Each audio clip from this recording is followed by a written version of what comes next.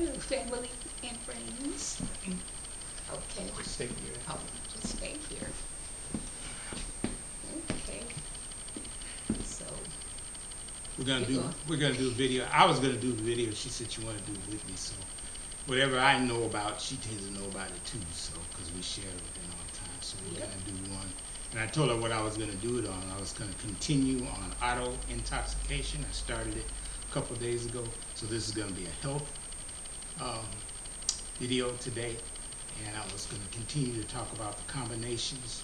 Remember, well, you can go back 2 days and see the actual video. I talked about all the weird combinations of foods that people are into nowadays, and it started roughly about 20 years ago when all of the all of the cooking shows, and then they had the Food Network started up, and so all of these shows, and people just really started getting into it and coming up with ideas for foods, and they started mixing foods that hadn't normally been mixed together. And food is not supposed to be combined like that. And I didn't really go into the reasons why. I'm going to do that today. But I talked about all the weird things. My wife had seen the watermelon thing and told me Yeah. that really made me think about it. Yeah. Well, I see for this guy, he cures now. Like you do some A ham. ham and cure it and put all the seasoning and let it soak, marinate overnight. I'm talking about, this is not meat. This is watermelon. He peels it and everything, puts it and cures it. But this is what got me. Smoked He's- it. Yeah, smoked it and everything, but put gravy. Put you some gravy on top of it. And it costs $75. You're going to pay what- $75 to kill yourself. That's what was so cute to me. I said, Yeah. you need to pay $75 if you gonna buy that. That's crazy. But it's a young chef, and you know, young people have all these ideas, which I understand, and they want something different ideas, you know. Yeah. But you know, some things you can just take too far. And the reason why that's bad for your health, I'm going to go into the reasons why in this video. But not only that, but other crazy things that people are mixing all together. Yet they're new ideas, they're fresh new ideas. People want to try new things, but they don't realize that food affects your health Yes. because you are what you eat, you know. And you know, if you are what you eat and you eat crazy, then you gonna be crazy. Yeah, you but know? that's what I love about my husband. Before, when I was younger now, we mixed everything. I used to have white bread with sugar over it. I'm just talking about the white sugar on white bread, and have a sugar sandwich. So, and my stomach was messed up. I'm telling you, until I met him, because I would eat anything. But go on. Yeah. So, but you know, I was raised differently. My mother raised me on eating basically a full course meal. You know, we would have our vegetables, we would have our starches, and we would have our meats. You know, chicken, fish. You know, occasionally turkey. My dad likes steaks. That's probably to this day I don't eat beef. We haven't had any beef in about 45 years. Yeah. So we don't eat beef. But my dad Can't loved chew his it up. steaks.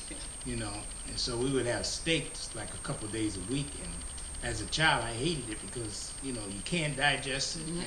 And what it really was with my dad, and I didn't realize this until I got older, and he had passed away, was in those days, you know, when you were poor, it's like you wanted to do like what the white man did, and what the white man was talking about steaks and potatoes and Yeah. steaks and all of this.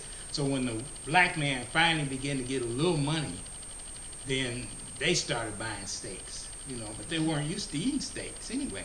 But they started buying steaks like, I've arrived, I have a steak.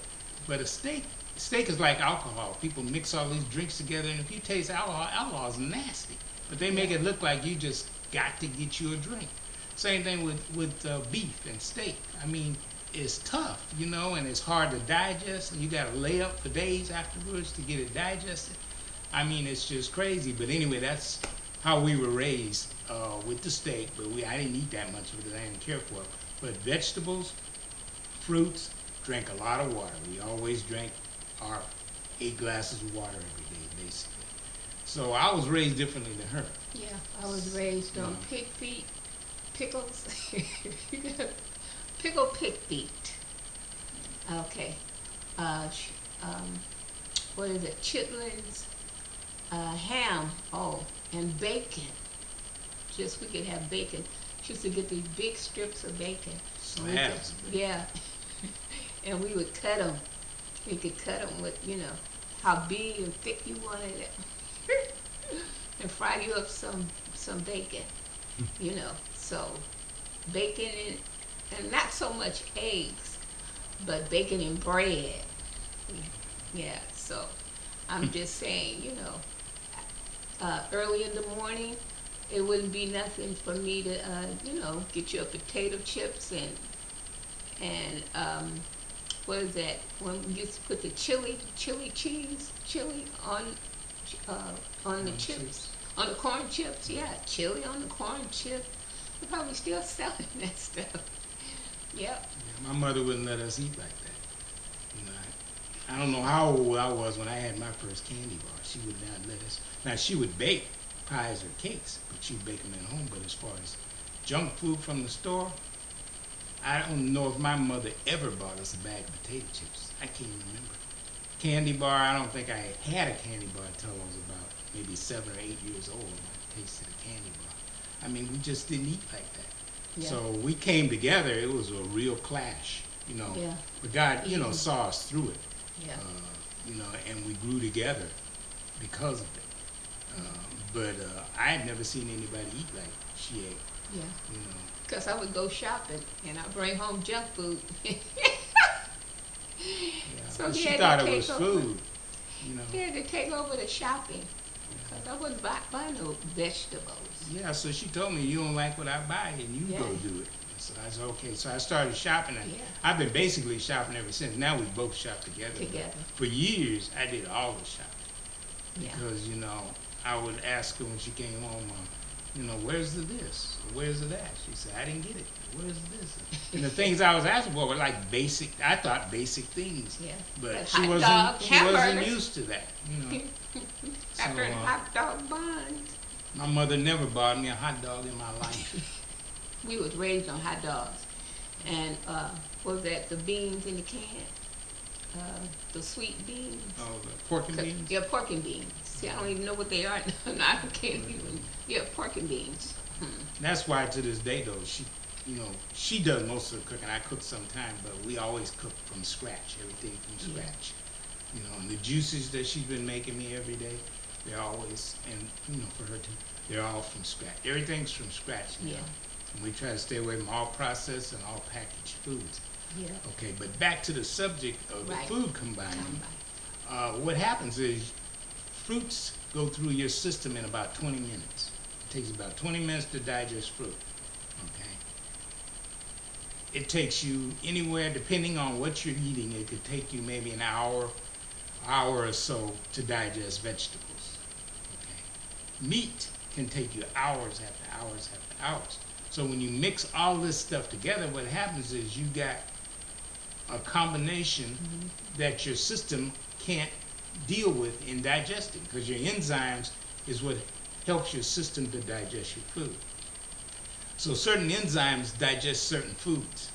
So if you got a mass of food, then all of a sudden your enzymes don't know what to do with all of this mass of food. And so something's not going to get digested. And that's usually the meat and things like that. And then what happens is it sits in your system and it rots in your system. This is why so many people have colon cancers. Yeah.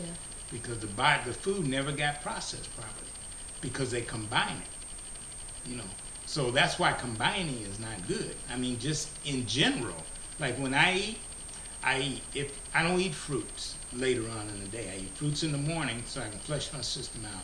Then for dinner, I'll have vegetables, or we have vegetables. Then we'll have like chicken or fish, or sometimes just vegetables.